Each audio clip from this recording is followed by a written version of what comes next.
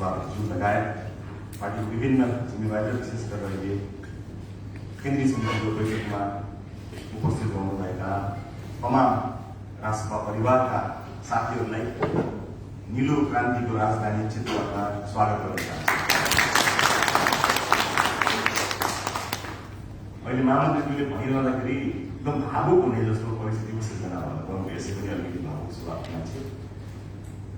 मलाई सम्झना छ पार्टी स्थापना गर्दा निर्वाचन आयोगमा बुझाउन जाने त्यो 21-22वटा नागरिकका खोज्नका लागि जुन सकस मैले प्राप्त गरेका छौँ त्यसमाथि एउटा समावेशिताको एउटा अर्कै महत्त्वलाई पनि हामीले मध्यनजर गर्नुपर्ने यी सबै कुराले गर्दा त्यतिखेरको त्यो चापलाई सम्झिरहेको छु र अहिले यतिखेर सम्भवतः सबैभन्दा धेरै उम्मेदवारी केन्द्रीय संसदका लागि सदस्यका लागि हुँदैछ भन्ने पनि मैले प्रारम्भिक सूचनाहरू पाइरहेको छु। पार्टी यहाँबाट यहाँ आइपुगेको छ।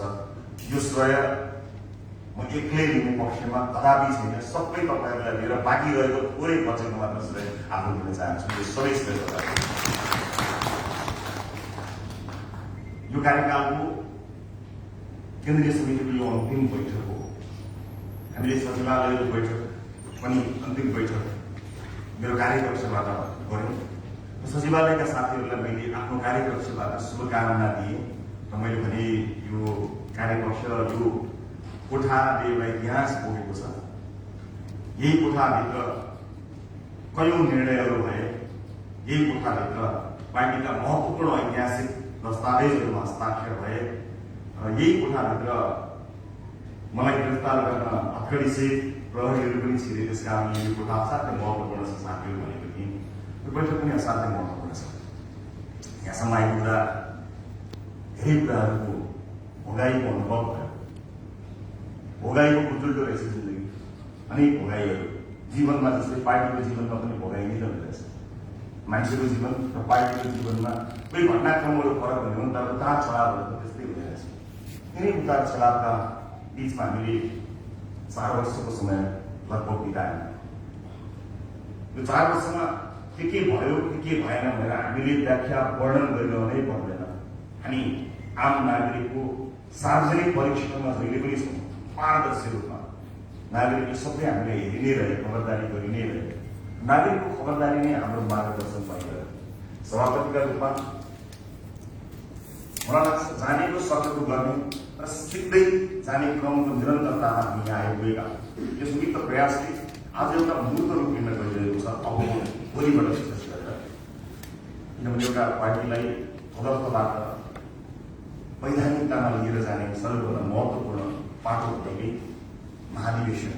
महाधिवेशन यसभन्दा अलिक अगाडि नै गर्नुपर्ने थियो। गर्ने कोसिस पनि भएको थियो तर पार्टी जीवनमा भएका विभिन्न घटनाक्रमहरूले यसलाई पर ढल्दै ल्याएर र अहिले पुरै अनुकूलता त होइन, पुरै अनुकूलता भन्ने बित्तिकै हामीले महाधिवेशनमा आफूलाई लिएर जाने निर्णय लिएका छौँ।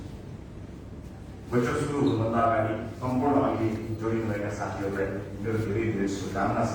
हामी सबैसँग त्यही पनि भेटघाट होस्। केन्द्रीय समितिको बैठकमा सुन्दर आकाङ्क्षा बोकेका, रहर बोकेका, उद्बुद्धि बोकेका, देशप्रेमले ओतप्रोत यी अनुहारहरू नछुटुन् मेरो शुभकामना छ। म तपाईँहरू सबैलाई त्यही पनि निर्वाचित भइसकेपछि पनि देख्न हेर्न कुराकानी गर्न चाहन्छु। म सबभन्दा पहिला यहाँहरू सबैलाई धेरै धेरै शुभकामना व्यक्त गर्न चाहन्छु। अर्को महत्त्वपूर्ण कुरा पार्टीको आन्तरिक लोकतन्त्र हाम्रा लागि असाध्यै धेरै महत्त्वपूर्ण कुरा हो। आन्तरिक लोकतन्त्रलाई मजबुत बनाउनको निमित्त सभापतिका रूपमा, संस्थापक सभापतिका रूपमा कति भूमिका निर्वाह गर्न सक्ने सकिन त्यो यहाँको मूल्याङ्कन गर्नुभएको विषय होला। तर मेरो लागि निष्ठा र आन्तरिक लोकतन्त्र यो कुनै कम्प्रोमाइज गर्ने विषय होइन। मैले त्यसमा कहिले पनि कम्प्रोमाइज नगर्ने वचनबद्धता प्रकट गरेको छु र म त्यसमा खरो हुने प्रयास आफ्नो राजनैतिक जीवनभरि गरिरहनेछु। म बिदा भन्दै गरेँ केन्द्रीय समितिलाई बैठक सुरु हुन अगाडि र भोलि आउने केन्द्रीय समितिलाई यो संघारमा उभिएर म यहाँलाई यति भन्न चाहन्छु। सङ्घीय लोकतान्त्रिक गणतन्त्र, विभिन्न परिवर्तन, देशको संविधान, यो मुलुकलाई यहाँसम्म ल्याइ पुर्याउँदा भएका त्याग, बलिदान, सङ्घर्षहरूको सम्मानको जगमा हामी उभिएका छौँ र हामीलाई यसमा गर्व छ। हामी गर्वका साथ यो परिवर्तनको सङ्घारमा उभिएका छौँ र हिजोको त्याग र बलिदानीको उचाइको काँधमा उभिएको हुनाले बस्न पाएको हुनाले नै हामी यति फराकिलो दृश्य देख्न पाइरहेका छौँ। त्यसैले म तपाईँहरूलाई प्रतिबद्धताका साथ फेरि पनि भन्न चाहन्छु कि यी मूल्य र मान्यताहरू र लोकतन्त्रप्रतिको प्रतिबद्धताबाट हामी कहिले विमुख हुने छैनौँ। म कहिले विमुख हुने छैन। म यो कुरा यहाँहरूलाई आजको यो बैठकको सुरुवातमा नै बताउन चाहन्छु। साथीहरू, आन्तरिक लोकतन्त्रलाई मजबुत पार्न सकिएन, पार्टीका साथीहरूको अधिकारलाई कुण्ठित गरियो भने कुनै न कुनै बिन्दुमा पुगेर त्यसले दुर्घटना निम्त्याउँछ। एउटा घरमा हुने दुर्घटना र एउटा समाजमा हुने दुर्घटना भन्दा राजनीतिक पार्टीमा हुने दुर्घटनाको निकै ठुलो मूल्य देशले चुकाउनु पर्ने हुन्छ। त्यस कारणले हामीले होसियारीका साथ सुझबुझका साथ आफ्ना कदमहरू चाल्नुपर्ने हुन्छ। मलाई विश्वास छ हामी जसरी जुन माध्यमबाट जुन कारणले यहाँ जोडिए तापनि अबको हाम्रो जिम्मेवारी हिजोको भन्दा फरक बृहत छ भन्ने कुरा हेरेर हामीले सबैले राख्नुपर्ने हुन्छ। किनकि हाम्रै आँखाबाट, हाम्रै उठीबाट, हाम्रा अभिव्यक्तिहरूका माध्यमबाट यो देशको एउटा सपना देख्न सुरु गरेको छ र यो सपना देख्न यो देशलाई एक युग लागेको, एक युग पुगेर हाम्रा माध्यमबाट यो देशले समृद्धिको सपना देखेको छ, सुशासनको सपना देखेको छ, सामाजिक न्यायको सपना देखेको छ। यो सपना पुरा गर्नको निमित्त हामी सम्पादक बनेका छौँ।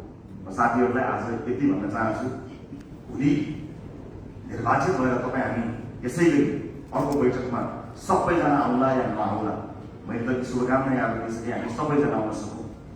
जे जस्तो भए तापनि राजनीतिको यो मैदानमा हामी जहाँ रहे तापनि, जुन भूमिकामा रहे तापनि, केन्द्रीय सदस्यको भूमिकामा रहे पनि, साधारण सदस्यको भूमिकामा रहे पनि, या अन्य कुनै भूमिकामा रहे तापनि आफूलाई एउटा जिम्मेवार नागरिकका रूपमा यहाँहरूले प्रस्तुत गर्नुहुनेछ।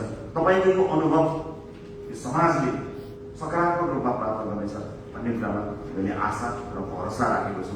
म फेरि पनि यहाँहरूलाई मलाई विश्वास गरिदिनु भएकोमा, मेरो नेतृत्वलाई विश्वास गरिदिनु भएकोमा, अप्ठ्यारो पर्दा, दुःख पर्दा, घाउ लाग्दा, चोट लाग्दा पनि हामी छौँ, नहातिनुहोस्, हामी सँगै छौँ भनेर उभिनु भएकोमा म तपाईँहरूलाई धेरै धेरै धन्यवाद दिन चाहन्छु। म आज जहाँ छु, पार्टी आज जहाँ आएको छ, यहाँहरूको अनवरत साथ, यहाँहरूको अनवरत विश्वास, यहाँहरूको अनवरत मेहनतका कारणले आएको छ। यसलाई अझ समृद्ध पार्ने जिम्मेवारी हामी सबैसँग छ। त्यस कारणले स्वस्थ प्रतिस्पर्धाका लागि म सबै साथीहरूलाई अपिल गर्न चाहन्छु। स्वस्थ र स्वच्छ प्रतिस्पर्धाबाट हामी एउटा नयाँ उचाइमा पुग्नेछौँ। बैठकको सुरुवातमा नै म सम्पूर्ण साथीहरूलाई, केन्द्रीय सदस्य साथीहरूलाई र आमन्त्रित साथीहरूलाई फेरि पनि धेरै धेरै धेरै धेरै शुभकामना दिन चाहन्छु र यो अनवरत साथ सहयोगको लागि फेरि पनि धन्यवाद दिँदै आफ्नो सुरुवाती मन्तव्य दिन आउँछु। केही चिज आएछन् बैठकमा पनि म पछि फेरि भन्नेछु। भन्छु तपाईँलाई धेरै धेरै धन्यवाद।